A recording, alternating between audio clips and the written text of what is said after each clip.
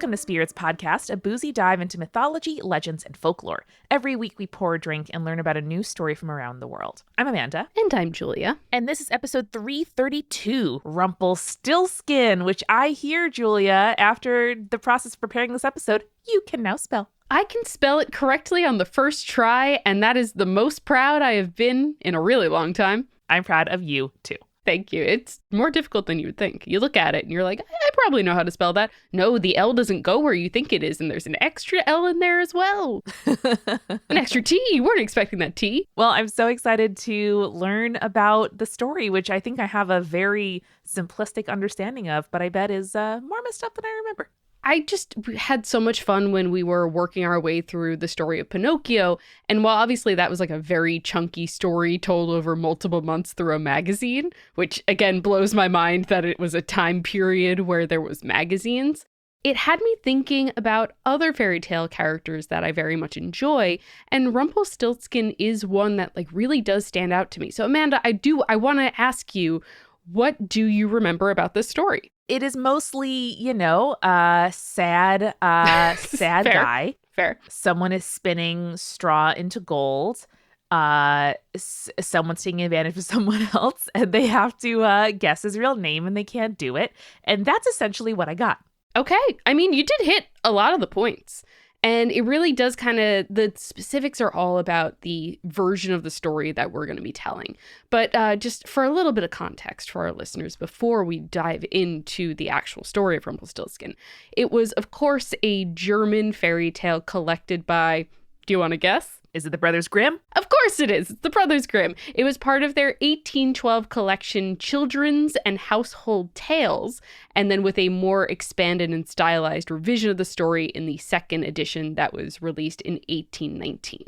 I don't think it's occurred to me until now how mundane the idea of a household tale is. Yeah. And I get what they're saying, which is, it's like stories people tell each other at home, but it's like household recipes, like household cleaner. I don't know, just like the most mundane version of a thing.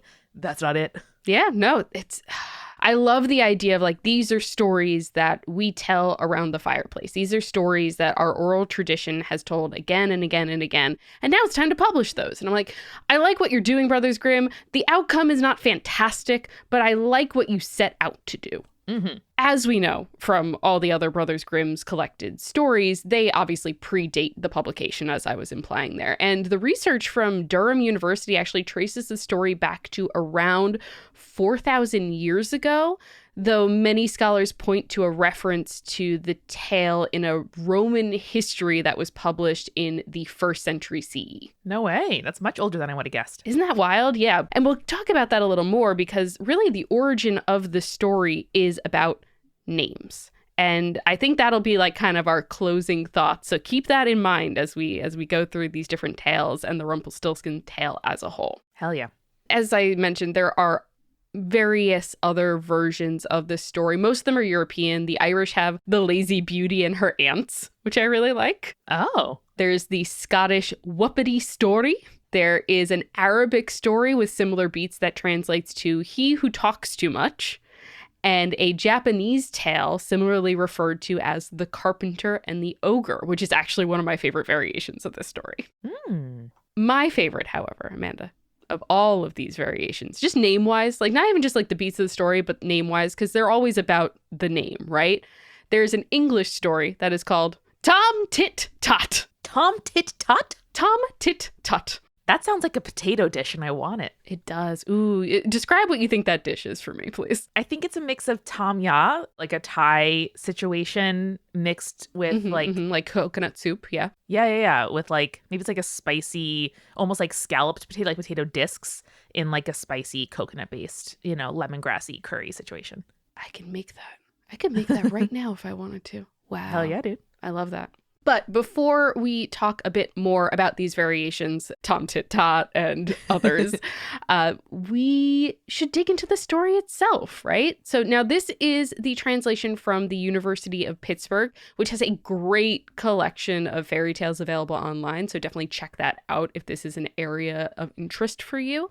So this is their word for word translation of the Grimm fairy tale because it is public domain. And so I can read it word for word. Julia, tell me a story, and then I'll give color commentary. Now, Amanda and our listeners, I want you guys to very gently imagine you're, I don't know, 4 or 5 years old, maybe 6. You're tucked into bed, and now one of your grandparents is coming to tell you a story. Except it's me. I'm your cool wine Aunt Julia, and I'm here to tell you the really fucked up story of Rumpelstiltskin. Yeah, it's 7:45 p.m. and you're giving us a bedtime story so you and the parents can get a little bit drunk and hang out downstairs.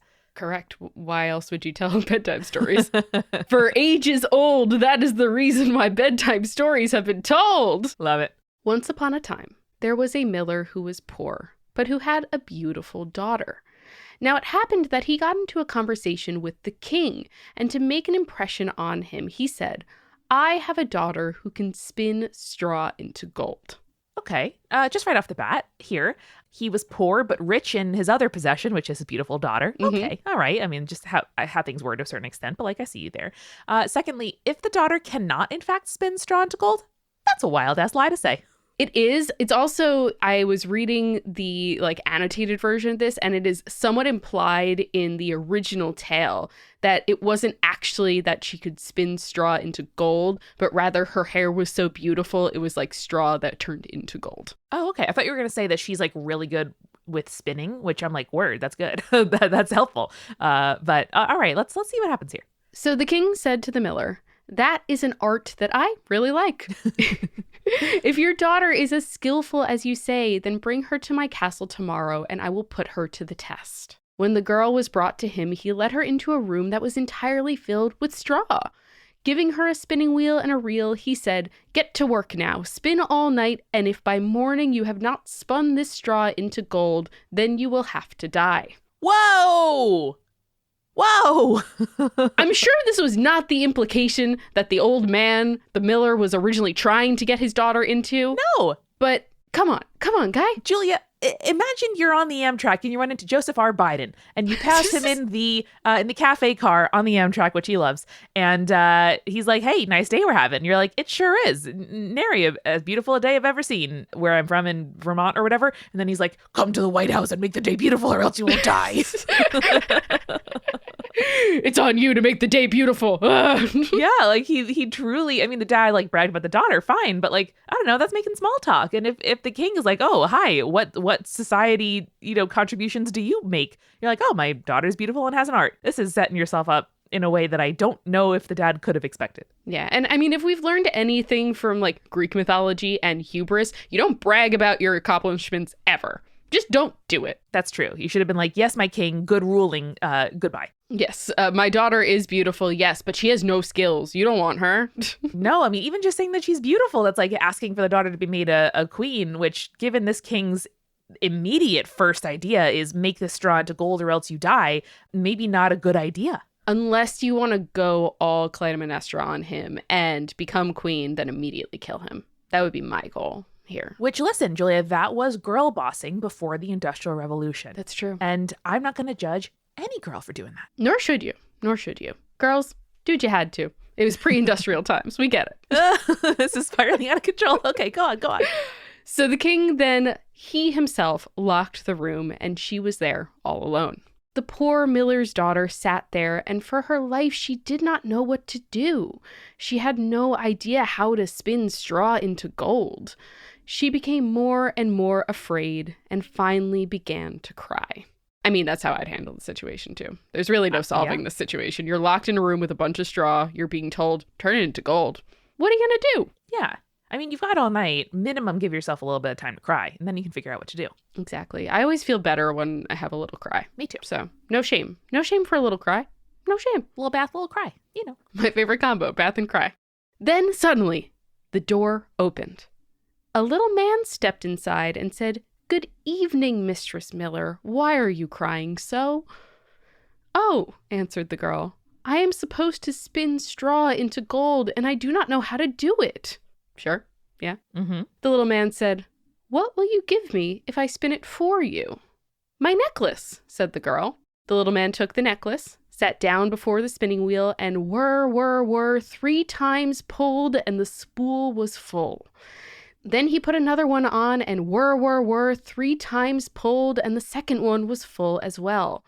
So it went until morning, and then all the straw was spun, and all the spools were filled with gold. At the sunrise, the king came, and when he saw the gold, he was surprised and happy, but his heart became even more greedy for gold. He had the miller's daughter taken to another room filled with straw. It was even larger, and he ordered her to spin it in one night if she valued her life. You're a king! There are better ways or easier ways to get gold than this. Seriously. Taxes, for instance. Yeah. And then hopefully you tax them too high, and then they rebel and they kill you. You know, just the way of kings. Just the way of kings. We've all watched Game of Thrones. We know what it's about. You raise those taxes because you go to war, they'll kill you. So the girl did not know what to do, and she cried. Once again, the door opened, and the little man appeared. He said, "What will you give me if I spin the straw into gold for you?" "The ring from my finger," answered the girl. The little man took the ring and began once again to whir with the spinning wheel. By morning, he had spun all the straw into glistening gold. The king was happy beyond measure when he saw it, but he still did not have his fill of gold. I see. He had the miller's daughter taken to a still even larger room filled with straw and said, "Tonight you must spin this too.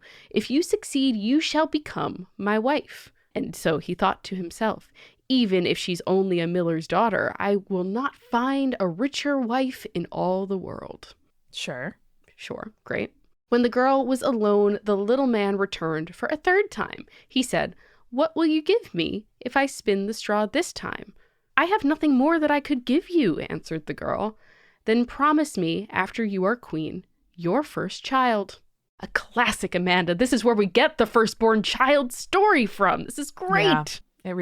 Yeah. Also the Torah and then here as well. That's a God thing, not a sacrificing to a small man who's spinning stuff thing. So, yes. Who knows what will happen, thought the miller's daughter, not knowing what else to do. She promised the little man what he demanded. In return, the little man once again spun the straw into gold. When in the morning the king came and found everything just as he desired, he married her, and the beautiful miller's daughter became queen. There it is. There it is. A year later, she brought a beautiful child to the world. She thought no more of the little man, but suddenly he appeared in her room and said, "Now give me that which you promised." The queen took affright. This man just appeared. She hasn't thought about him in a year. Sure. And offered the little man all the wealth of the kingdom if he would let her keep the child. But the little man said, "No, something living is dearer to me than all the treasures of the world." An interesting statement. Something living is dearer to me than all the treasures in the world. Because he really wants that baby, huh? Yeah. Why do you want that baby so bad? What are you going to do with that baby? Amanda's theories. What would he do with that baby? Maybe he just wants a baby? Maybe he just wants to adopt? I'm also picking up on notes of the anti-Semitic blood libel trope here of, someone associated with wealth, with sort of powers relating to gold that aren't accessible to the main protagonist and their society. And certainly this idea of Jews wanting Christian children, which is super explicit in other Grimm fairy tales, and I think just sort of a tasting note in this one. A gentle bouquet of anti-Semitism. Yeah, but is really powerfully and interestingly repurposed in Naomi Novik's novel Spinning Silver, which is truly fucking powerful and incredible, and features the daughter of a moneylender named Miriam, who is tight as fuck. So for anyone else who wants a little palate cleanser and chaser, I highly recommend that novel. There we go. So the queen began lamenting and crying so much that the little man took pity on her and said, "I will give you 3 days' time. If by then you know my name, then you shall keep your child." 3 days' time. Amanda, again, the magic number of 3 happening here. The folkloric numbers, yeah, for sure. We love the folklore numbers. So the queen spent the entire night thinking of all the names she ever heard. Then she sent a messenger into the country to inquire far and wide what other names there were. Imagine being that messenger. Yeah. Where he's just like, "You just want me to go and find out all the names?" Okay. Yes, my lord. Yes, my lord. Whatever you want, my lord. Yes. Yes, my queen. Yes, my queen. Your majesty. Yes, of course. When the little man returned the next day, she began with Casper, Melchior, Bowser, and said in order all the names she knew. After each one, the little man said, That is not my name. Hmm. The second day, she sent inquiries into the neighborhood as to what names people had. She recited the most unusual and most curious names to the little man. Is your name perhaps Beast Rib or Mutton Calf or Leg String? These are incredible. These are great names. I want to name all my pets these names from now on. Mhm. I'm a big fan of Beast Rib. That sounds like a Zoid from the TV show Zoids that I watched as a child. I was going to say, it also sounds like a dish you could order at medieval times. Yeah. Like, they call soup, like dragon's blood. And it's like, yes, beast rib. And it's like, man, that's a beef rib, but okay, let's go for it. Yeah, it's a real roast beast situation from How the Grinch Stole Christmas. You're right on the money, as always. There you go. But he always answered, Amanda, to these wild names that she is putting out there. That is not my name. Mm-hmm. On the third day, the messenger returned and said, I have not been able to find a single new name, but when I was approaching a high mountain in the corner of the woods, there where the fox and the hare say goodnight, love that, that's an incredible moment, Wow. I saw a little house. A fire was burning in front of the house, and an altogether comical little man was jumping around the fire, hopping on one leg and calling out, Today I'll bake, tomorrow I'll brew, then I'll fetch the queen's new child. It is good that no one knows Rumpelstiltskin is my name. Oh, Julia, this is the original Bond villain telling you the, keys to the, dismantling the bomb. Classic villain monologue. I see where you're going. Exactly, yeah. We love a classic villain monologue where they're like, you're going to die soon, so I'm going to explain exactly how, if you weren't about to die, you could ruin my entire plan. Because Exactly. I'm so sure I got this plan down pat. It's all good. Mm-hmm. Villains, listen. Hey, my name's Julia. It's nice to meet you. I'm turning around in my chair right now. I got a backwards hat. Villains, you don't need to tell anyone your plot. You can just do it. And then you can brag about it after. Yeah. Let it happen first, I know it's your hubris, but come on. Julia, last night I rewatched Logan Lucky with my husband Eric because he went on a podcast talking about it, which was extremely good. And I will link it in the show notes if it's out by the time this episode comes out, which I think it will be. That movie, like so many good heist movies, in my opinion, does the wonderful thing of like, the plan works and then later you find out why. And I love that. It's like, it's a flashback to what they put into place before, the climactic scene happens to like make it possible. Yeah. And I love it because A, the tension is relieved, but B, there's still a little bit of mystery. And that is the true opposite to the villain monologue. Yes. I also love that about heist movies. I love that you can see all the parts, but you can't see exactly how they're going to fit together. Yes. It's also what I love about like Columbo and the new show Poker Face, where it's the how to solve it rather than the who done it, where it's like, all right, we know how the murder happened. So how does the detective or person figure out how it was done? And that's my favorite. Yes. All right, so the story continues, which you can imagine how happy the queen was when she heard that name. Soon after, the little man came in and asked, Now, Madam Queen, what is my name? First she asked, Is your name Coons? No. Is your name Heinz? No. Is your name perhaps Rumpelstiltskin? Oh man, really dragging it out, really for the reveal. The devil told you that! The devil told you that! Shouted the little man, and with anger he stomped his right foot so hard into the ground that he fell in up to his waist. Then with both hands he took his left foot and ripped himself up the middle in two. Oh, okay. And that's the end of the fucking story. Now, Julia, you paint us a wonderful word picture of, being a kid going to sleep, maybe at the dinner party downstairs, maybe at your grandparents' house, like I did often growing up. I'm not sleepy after that. Now imagine that was the end of the story and it's just like, and he ripped himself in the middle in two. Okay, good night. Bye. What? That's the real, like, can I get another story, please? I beg you moment. Yes. So that is a wild ending. It is not the only version of the ending. So basically, there is a comparison of 3 different versions of the tale that I found, one from 1810, one from 1812, and one from 1819. So that was the ending from the 1819 version. But in the 1812 version, he simply runs away, never to return. Fine, sure. Someone gave the Grimms some punch-up notes And they were like, hey, this has to be, you got to really up the ante here. Yes, but the one that I like the best is the 1810 version, which is a much more bare bones version. The Brothers Grimm really kind of stylized the story as the publications went on. But in this version of the story, when his name is revealed, Rumpelstiltskin flies out the window on a cooking spoon, which is big Baba Yaga energy, and I really love to see that. I love that too. God, I wish. So, Amanda, now that we have touched on our Rumpelstiltskin story, and we want to dive a little bit deeper into it, but let's do that as soon as we get back from our refill. Let's do it.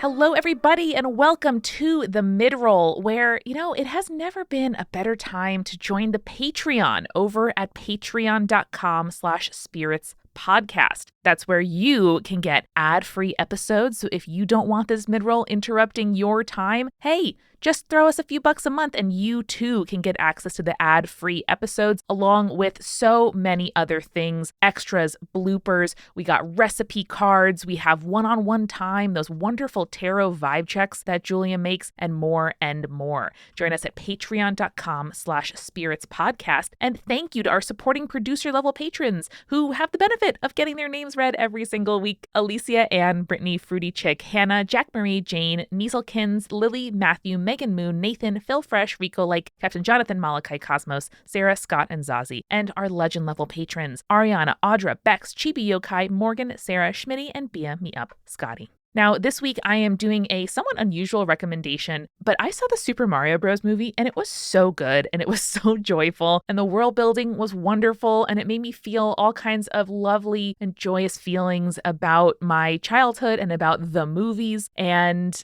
I just recommend that you go and see the Super Mario Bros. Movie. Chris Pratt's accent, not that bad. So if, like me, you were kind of worried about that and not sure if you were going to see it or not, don't worry, it's fine. It depicts Brooklyn in a way that makes me so warm-hearted. It's amazing. So this week, my unusual recommendation is go see the Super Mario Bros. Movie. I promise you won't be disappointed. As always, we have tons of stuff over here at Multitude going on. And this week, I would love to tell you about Queer Movie Podcast. This is a queer movie watch party hosted by Rowan Ellis and Jazza John and edited by our very own Julia. Join them as they research and rate their way through the queer film canon, one genre at a time. From rom-coms to slashers, contemporary art house cinema to black and white classics, and Oscar contenders, by the way. They have an episode about The Whale, which I am very curious to listen to because there's been so much discussion about that movie. They have new episodes every other Thursday, so subscribe right now in your podcast app to Queer Movie Podcast. This week, we are sponsored by BetterHelp. And I know that I am shocked to still be learning stuff about myself 31 years into my life. And I am so grateful that I have the support of a therapist to help do that and guide me and encourage me when I learn and try new things. And when I was not able to find a therapist near me who I could afford, who was taking new patients, who had appointments available when I could actually go to therapy, I used BetterHelp for several years. And it was so convenient to be able to talk with a therapist on my schedule, to book appointments like on an app and not sort of going back and forth at the end of a session with like my phone out and trying to look at my calendar, and also to be able to switch therapists, which you can do with no additional charge on BetterHelp. It's so hard to find a connection with a therapist where you can feel like you can be honest and challenged, but in my case, not wanting to like please my therapist or make them laugh is a thing I deal with. So the fact that I could go through a few therapists on BetterHelp at no additional charge to find someone I clicked with was awesome. So if you're thinking of starting therapy, BetterHelp is a really good way to try it out. You can discover your potential with BetterHelp. Visit betterhelp.com/spirits today to get 10% off your first month. That's BetterHelp, HELP.com/spirits. We are also sponsored this week by Tavour. This is a fabulous app that I've been using for years to get craft beer delivered to your doorstep. This is a really lovely way to support small breweries, microbreweries, craft breweries from all around the country that I can't get locally because beer distribution is still really regional. And so I know all of the wonderful craft breweries around me whose stuff I love to buy, but what about stuff from other parts of the country? It is so convenient, and what you can do on Tavour is buy beers one at a time. You can just get singles, which again, you can't always get elsewhere. One I tried recently was the deal with a devil beer. It's a barley wine, which I love. It actually has a perfect 100 out of 100 score on Beer Advocate, which I don't think I've ever seen before, from Anchorage, Alaska, which like, hey, I can't get that in New York otherwise. That was totally amazing. And Tavour stores those beers in their warehouse for you until you're ready to order them to your house, where then it ships to you in one convenient package. Download the app from the Apple or Android app stores now to try Tavour. Use code SPIRITS for $10 off after your first order of $25 or more. And now let's get back to the show. So now, Amanda, I have a bone to pick with cocktail people right now. Oh, really? Yes. So if you Google Rumpelstiltskin cocktail, the first thing that comes up is a shot that is equal pours of Rumpelminz, which is basically peppermint schnapps. Okay. And Goldschlager, which is cinnamon schnapps with gold flakes. And this just sounds horrible. That sounds bad. It sounds very bad. I'll take a peppermint. I'll take a cinnamon candy. I don't want those two in my mouth at the same time. No, it just seems very warring, doesn't it? Yes. Like, it doesn't seem good. People who have tried this, let me know if it's good, but it just seems like an affront to my taste buds, and I normally wouldn't say that about most alcohol. No, I can't remember you at any point on this podcast being like, that drink is bad, which is not like something someone poured you at a party that they shouldn't have done, but like, damn. Yeah. So instead, what I'm going to do is I'm going to focus on the spinning straw into gold aspect of the story, and I'm going to plug the Gold Rush cocktail, which I'm pretty sure we featured on the podcast before, but it's a classic. It's a play on a whiskey sour, but it's got a little bit more of like a sweet honey twist to it, and it just works better here than whatever that was. Yeah. Love it. I try to imagine what that would taste like in my mouth, and I can't.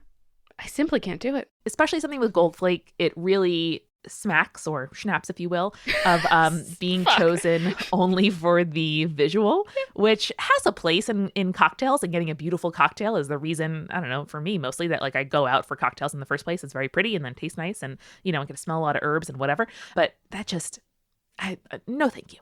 No thank you. Listen, we all grew up with Superbad. We're of a Superbad growing up age, so we remember like Goldschlager seemed like a great idea at the time. Like that was the holy grail of that movie, is they needed to get a bottle of Goldschlager so that they could sleep with Emma Stone, I think? Question mark? I simply don't recall.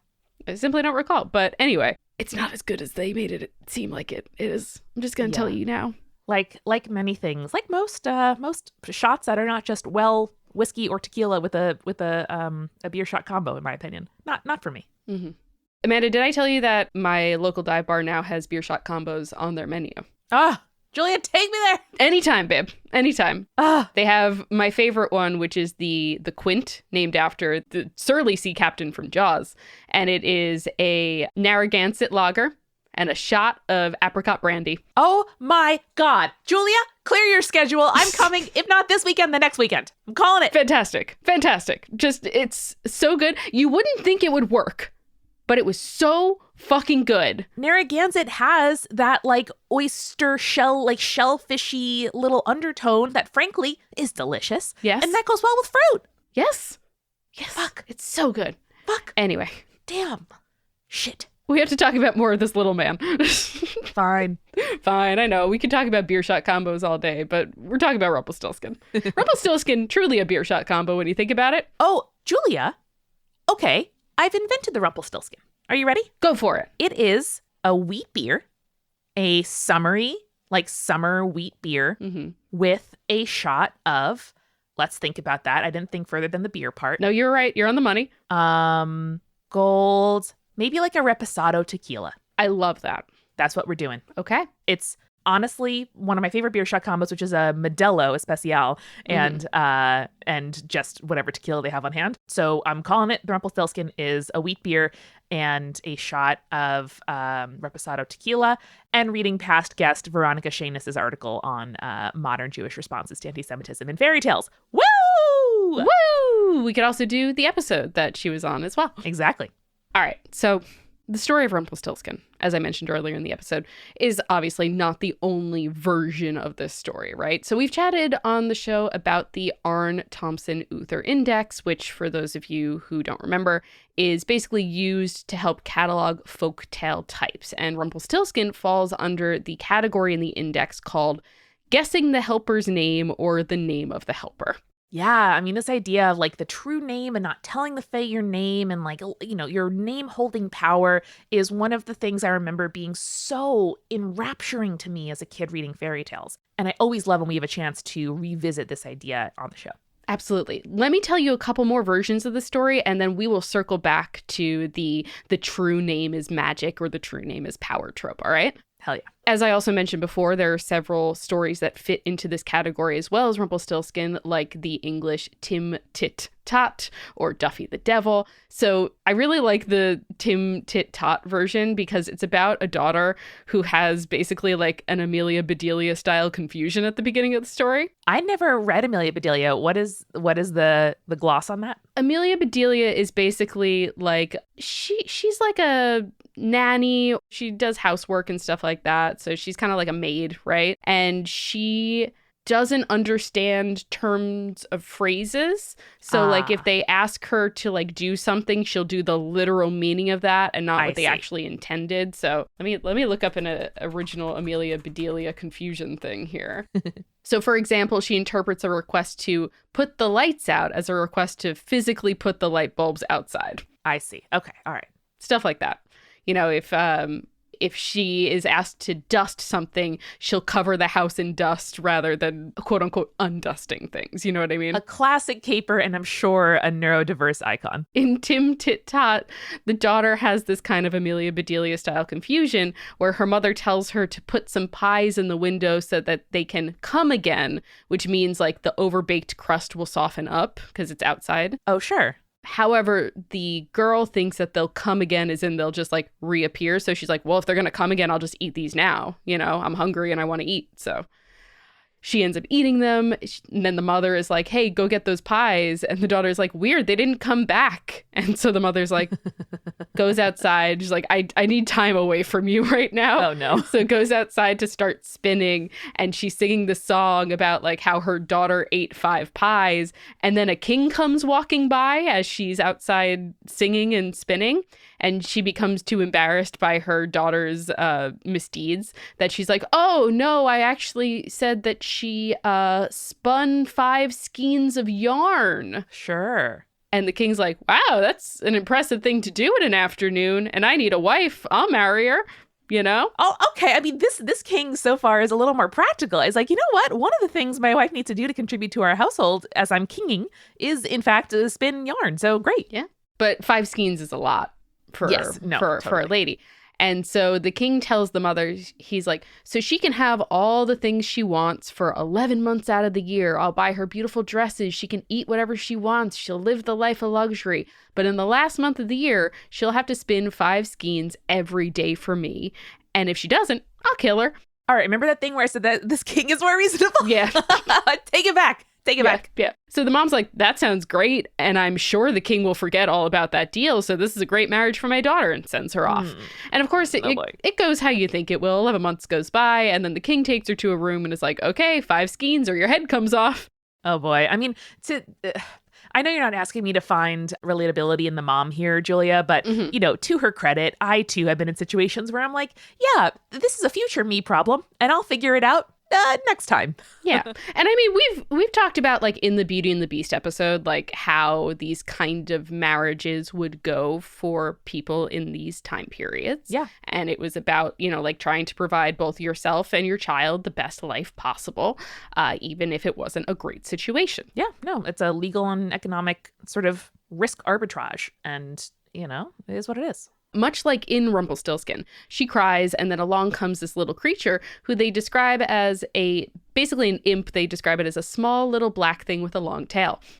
And similarly, the deal is, I'll spin the flax for you, and you may guess my name 3 times every night, but after the month is up, you shall be mine. So instead of like promising a child down the line, they're just straight up like, you're going to marry me instead. which, okay, fine. But this girl is able to suss out the name after her husband, the king, comes the final night and tells her, like, oh, I was out hunting and I came across this strange little creature who was singing that his name was Tom Tit Tot. And that gives her what she needs to get out of the deal. Just listen, if guessing your true name is the answer to the riddle, don't ever say it. Don't ever say it. Especially don't sing it out loud. No. Where people could hear you. I know, just like ambiently, the way I sing like Queen and Billy Joel around my house, just like singing my true name. Yeah. I like people who like make up songs while they're like doing stuff like, yeah, I'm washing dishes and my name is Julia. Like that would be me. I would give up my true name and people would be like, oh, now I have power over you. I don't know, Julia. I don't think that you would be like gardening outside, sort of singing your social security number into the breeze. Like that doesn't feel like you. That's so funny. You're like, oh, Polly Walnuts, local squirrel who's definitely not a man transfigured into a squirrel. Let me tell you all my personal identifying information, like where my mother was born and the name of model of my first car. Here's my mom's maiden name and 807-905. That's not my social security number. Don't come at me. Yeah, like every Law and Order phone number, it's 212-555-5555. Yes, of course. Classic. That's also one of my favorite things is like if I can't explicitly figure out where a like TV show or movie is taking place, but they provide an area code, I immediately look it up. I'm like, where is this place? That's so smart, Julia. What can I say, Amanda? I need to know things. So smart. So there's another version of this story that's an Italian version of the story. It's called Tarandando. Tarandando. Love it. Ooh. And I love the way that it describes the like main protagonist girl in this story, which is, quote, she was not an ugly girl, but she had the flaw that she was always too smart for her own good, and she would rather eat and be lazy than work. Which, like, same girl? Let's hang out. Let's hang out. You sound great. Yeah, you're wearing a sweatshirt, Julia, that says rigatoni. I think you guys would get along great. That's true. That's true. And all I want to do is eat rigatoni and not work. Yeah. Here we are. So basically, in this version of the story, after being a smartass to her mother, and again, it's kind of almost another Amelia Bedelia situation where her mom tells her, hey, for dinner, cook us a couple of kernels of rice. And she literally only cooks 2 kernels of rice. So basically, a distinguished gentleman overhears the mother scolding her daughter and asks what's up. And so the mother lies and she's like, oh, my daughter, she spun 7 spindles and I don't want her to overwork herself. So I'm scolding her because she's too industrious. Fascinating. I love how it's moms trying to save face for their kids who sort of aren't, adhering to traditional feminine stereotypes in these ones. Well, again, I think a lot of it has to do with like this random gentleman has just appeared at our doorstep. Maybe I can marry her off. And that's usually the case of it. So the gentleman wanting to marry such an industrious woman whisks her away to the house and marries her. And so he puts her in a room the first day and is like, all right, spin for me. And she's like, I don't wanna. And he's like, do you think I took you for a wife so that you would not have to work? If you want to be lazy, you can go back to your own house. Wow. Which is a direct quote from the story. Damn. That man said that to her. You're like, damn. All right. Oh, boy. So once again, she's gotten to that situation where she's got to do some spinning. A small man comes in and offers his services to her in exchange for her becoming his if she cannot guess his name. Again, classic beat for beat. Unlike the rest of the stories, though, the story doesn't end when she's able to guess Tarandando's name because her husband still expects her to spin. There's no out. There's no out here. Interesting. However, I know that I have a very clever aunt who is unmarried. Hey, spinster aunt, get at it. And so she's like, clever aunt, what do I do? And so the aunt basically creates like the medieval version of a blood packet for her. Oh, some stage makeup. Let's go. And fills it with like chicken blood and grease. Hell yeah. And then so the young woman like kind of positions herself and starts spinning, right? And then she squeezes it against her body, like underneath her armpit. Yeah. And like it starts bleeding and dripping grease. And her husband is like, what the fuck is that? And she's like, oh, I developed this boil from all the spinning that I'm doing. Oh, but my husband, you want me to spin, right? And he's like, that's fucking disgusting. You never have to spin again. Don't worry about it. Damn, ingenious, dude. I love the ending to that one. It's so good. It's like an additional bonus story to the Rumpelstiltskin-esque story. And it's like, mwah, chef's kiss. Incredible. And then before, I also mentioned the Carpenter and the Ogre, which is a Japanese story, which does not feature a woman doing any sort of like weaving or spinning, but it does have very similar beats to it. All right, let's go. So in this story, there was a very dangerous river that was surrounding a town, and the townspeople were very frustrated because of how isolated it made them, right? Mm-hmm. However, every time they tried to build a bridge to ford the river, it would be destroyed by the rage of the water. Not a good time. So the townspeople pooled all their money together and hired a famous carpenter from another village who was famous for building the best bridges, right? All right, smart. Imagine like your whole thing is like, yeah, man, I build sick bridges.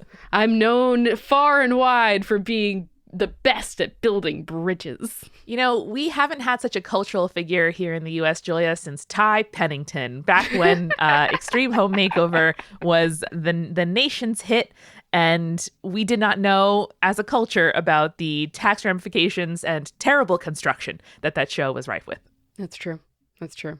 R.I.P. It was a better time then when we didn't know all about that. Yeah.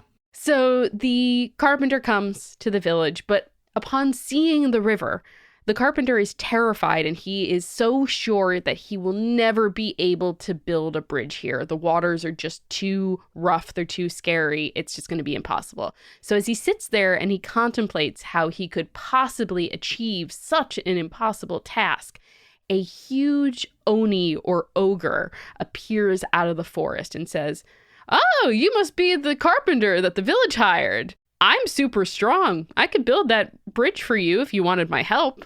And the carpenter is, one, terrified of this giant scary ogre, and two, is like, yeah, okay.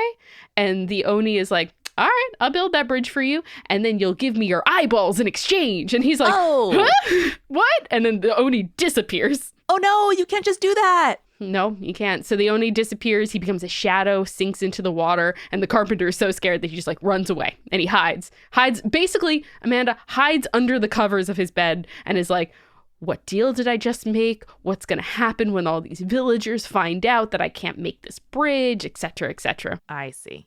So he falls asleep. And he wakes up the next day and he hears all the villagers crying out. They're like, the bridge, it's beautiful, amazing. Oh my God. And the carpenter's like, I gotta go. And just like flees the village, right? Because he knows that now that the bridge is built, that Oni's going to come collect his eyes. Yeah, of course.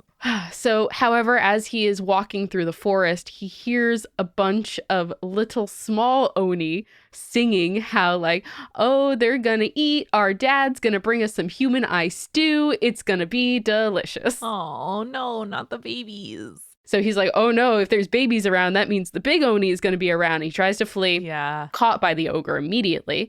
The carpenter begs for his eyes, saying that without them, he won't be able to work and feed his family. But you got the little Oni children. The Oni points out that he has a family to feed too, yeah. Amanda. Exactly. You see. So he makes a deal with him. He's like, father to father, if you can guess my name in 3 tries, I'll let you go. Sure. Great. Right? I mean, very kind of him to just build this bridge for free then. Yeah. So the carpenter is like, all right, I'm going to take a guess on the first one. You're really big. Maybe you're the first Oni. He's like, nah, that's not me. And then he picks some like very scary name because he's like, you're big and scary. Maybe it's this. And he's like, no. And then he remembers, Amanda, those little Oni children. They had been singing in the woods and they referred to their father as Oni Roku. Oh. They're like, oh, Daddy Oni Roku is going to bring us the eyeball stew. Singing. Never sing in the woods. This is what I'm learning. Never sing your information.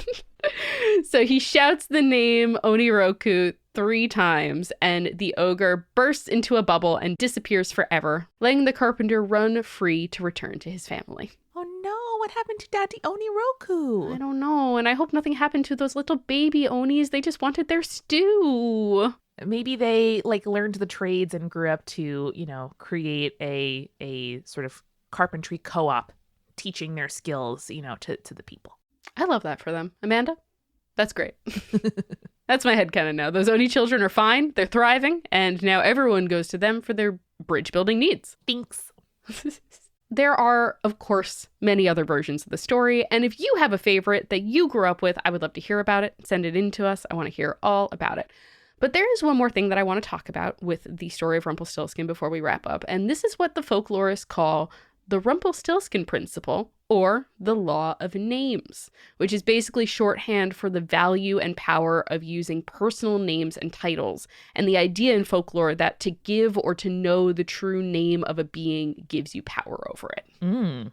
Now this, as we already talked about, is a very popular trope in the fantasy genre, but also in a lot of religious and mythological backgrounds as well. Oh, yeah. So, for example, Isis in Egyptian mythology is able to gain control over the sun god Ra and put her son Horus on the throne because she is able to, through an elaborate trick Ra into revealing his true name to her. Yeah. Which I think is very cool. And of course, in the Odyssey, we see Odysseus give the name Nobody to himself when he's captured by the Cyclops Polyphemus, and he could have saved himself from the wrath of Poseidon if he didn't fall into his own hubris and reveal his true name to the defeated Cyclops. Classic. And there are so many creatures in folklore that can be defeated or conquered by calling out their true names, such as the Scandinavian Nix.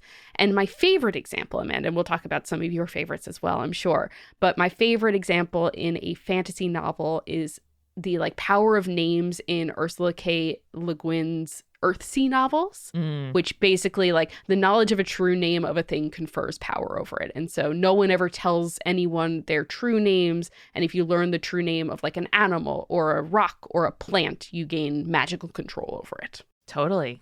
I think this is such an interesting principle and probably something we can do a full episode on. So probably. If anybody has scholars or books or examples of true names in folklore that they have come across and really love, I would actually really like it if you could send those to us, tag us on social, or send us an email at spiritspodcast.com/contact, and we can put that together.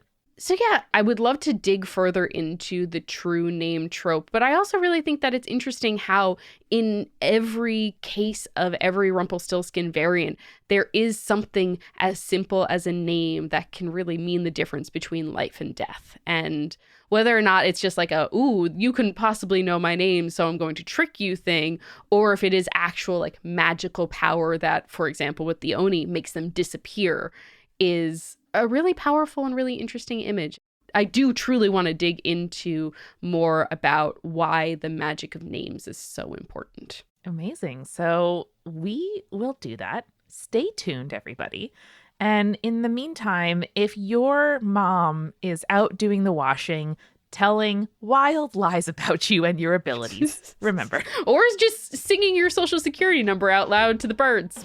Remember, stay creepy. Stay cool. Spirits was created by Amanda McLaughlin, Julia Schaffini, and Eric Schneider, with music by Kevin MacLeod and visual design by Allison Wakeman. Keep up with all things creepy and cool by following us at Spirits Podcast on Twitter, Instagram, Facebook, and Tumblr. We also have all of our episode transcripts, guest appearances, and merch on our website, as well as a form to send us in your urban legends and your advice from folklore questions at spiritspodcast.com. Join our member community on Patreon, patreon.com/spiritspodcast, for all kinds of behind-the-scenes goodies. Just $1 gets you access to audio extras with so much more, like recipe cards, both alcoholic and non-alcoholic, for every single episode, director's commentaries, real physical gifts, and more. We are a founding member of Multitude, an independent podcast collective and production studio. If you like Spirits, you will love the other shows that live on our website at multitude.productions.